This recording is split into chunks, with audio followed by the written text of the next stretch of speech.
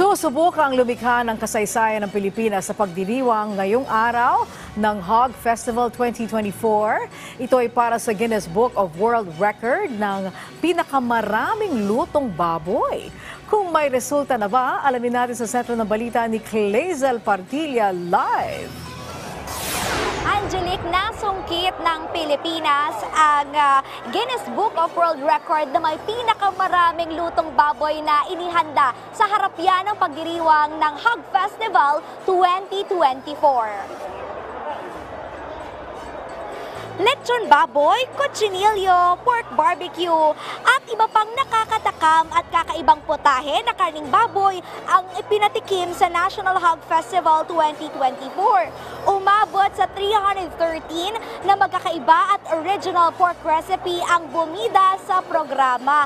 At dahil sa dami ng lutong baboy na inihanda, Angelique, ay lumikha ito ng kasaysayan sa Pilipinas at nasungkit ang Guinness Book World of Record the most number of dishes on display ngayong araw. Nakamit ito sa pagtutulungan ng mga pork producer, restaurant, hotel at culinary schools na lumahok sa programa. Buong suporta ang Department of Agriculture at Quezon City Local Government. Target ng Hog Festival na i-promote ang local hog industry. Hikayatin na mag-alaga at magparami ng baboy. Ipakita na sa kabila ng pananalanta ng African Swine Fever ay bumabangon ang industriya ng baboy sa ating bansa. Layon din ng event ay pagmalaki ang food tourism sa Pilipinas at ang lutong baboy o ang lutong Pinoy ay masarap, malinis at talaga namang world class. Angelique, ito ay one-day event lamang kaya naman dun sa mga nais humabol ngayong araw, mabuti na pumunta rin sila ngayong araw. 180 pesos yung ticket pero 10 putaheng baboy na yung matitikman. So parang 18 pesos each lang nila matitikman yung mga kakaiba, talaga namang masarap na mga pork dishes. Angelique? Nako, paano yan? Friday of Lent, di ba? Pag Friday, para sa mga Katoliko, bawal ang karne. Well, anyway, natikman mo ba?